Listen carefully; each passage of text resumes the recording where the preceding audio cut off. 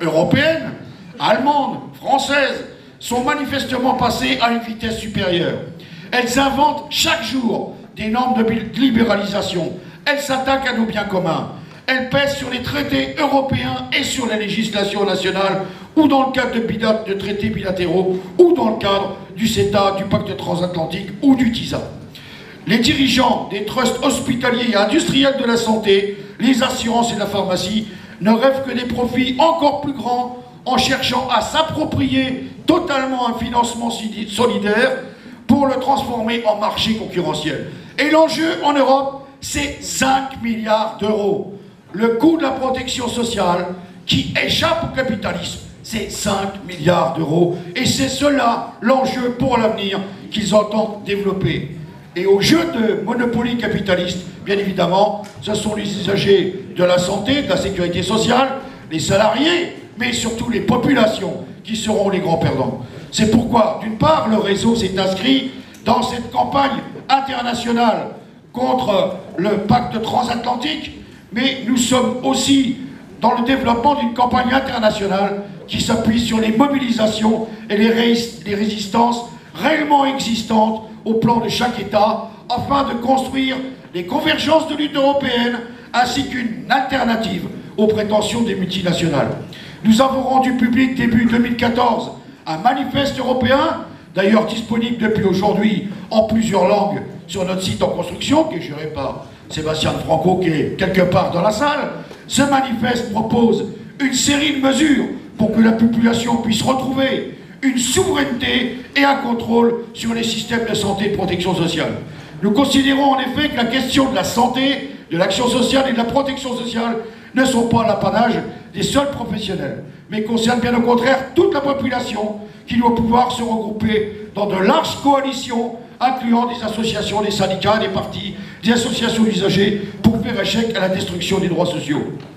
C'est une référence à la lutte qui est menée aujourd'hui dans l'État espagnol avec la Marea Blanca et les plateformes nationales de toutes les régions. Vous avez pu voir hier comment les infirmières de Marea Blanca ont accueilli le roi d'Espagne pour exiger des moyens pour les hôpitaux de Madrid pour soigner Ebola. C'est en Grande-Bretagne Key Power INHS public. C'est en Grèce le réseau des centres de soins autogérés qui essaye de mobiliser la population contre la destruction du système de santé grec. C'est le Portugal qui vient de connaître une grève générale de la santé. C'est la France avec le collectif national Notre Santé en danger qui soutient une manifestation qui aura lieu le 18 novembre 2014 contre le plan d'austérité qui sera voté cet automne et qui concerne la protection sociale, tout comme en Belgique, où vous êtes vous aussi confrontés à un plan d'austérité. Ce sont des exemples de la vitalité du mouvement social en défense de ce bien commun qu'est la santé. Il nous appartient de favoriser l'émergence et de construire un agenda commun de mobilisation autour de revendications communes. Ce 11 octobre est un pas en avant en ce sens, puisque nous avons 300 initiatives dans toute l'Europe et d'initiatives dans d'autres pays du monde.